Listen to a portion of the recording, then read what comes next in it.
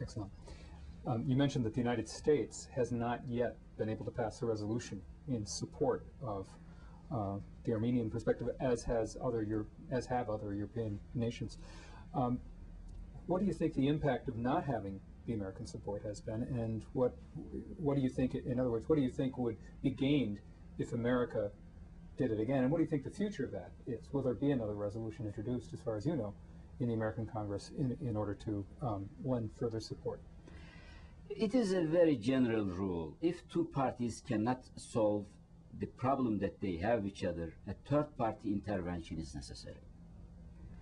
And in that sense, Turkey's resistance not dealing with that issue can be solved also with a third-party intervention. This is the number one. If America and European Union wants this problem to be solved, they can intervene in a positive way and they can solve this problem. But the issue is, the question is, how should this intervention seen? How should America should intervene? There is two ways of doing it, in a negative way and positive way. Negative way could be playing the genocide as an issue between the among the international relations as a diplomatic gun. For example, if you want to sell Turkey certain military equipment like the France does, then you will say that if you don't buy from me, then I will use the genocide as an issue. This is what is going on today. This is the negative impact of third-party intervention. They instrumentalize the genocide within their diplomatic problems with Turkey and so on. But there is another way also dealing with it, to use this as a positive factor.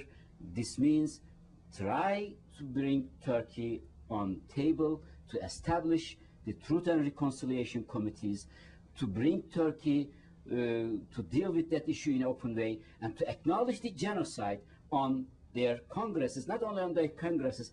There is a simple rule. The America should acknowledge what they have in their own archives.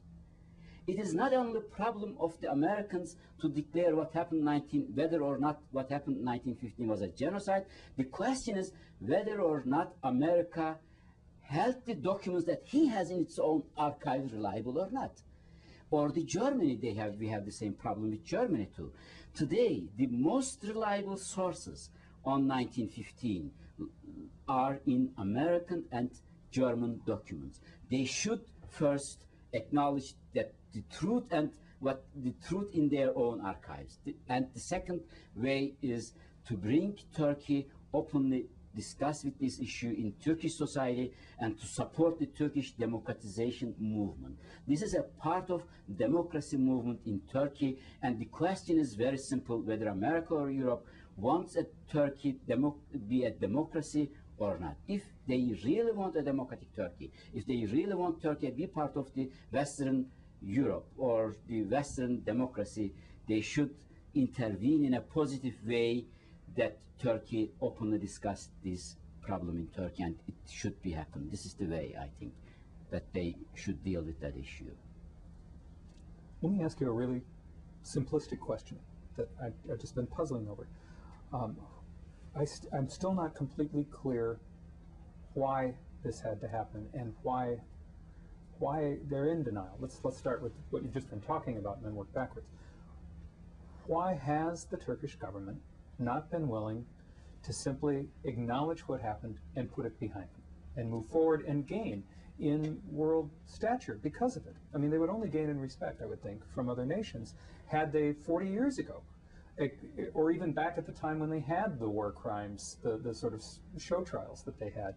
If they had embraced that more fully and continued on a track of acknowledging that they had done something wrong, much as Germany has done, and Germany's re-entered as a world power again because they've put all of the mistakes of World War II behind them by way of acknowledging them.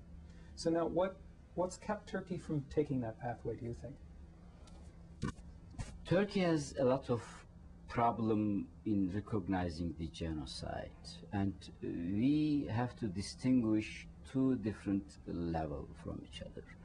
One is the psychological reasons, and the other are the material reason. When one asks what are the reasons that Turkey so vehemently reject the genocide, the simple answer one gets is, oh, because of the compensation, the material reason. When if Turkey acknowledged the genocide, he should pay money for the compensation of the Armenian loss at that period. And some also argued that Turkey should give some land to Armenia back. There is actually no problem of territory or land between today's Armenia and Turkey. This is only a nationalistic propaganda used in Turkey. The basic problem is, in that sense, compensation. Turkey should come to term. If Turkey comes to term with its past and acknowledge the genocide, then it should compensate the Armenian losses.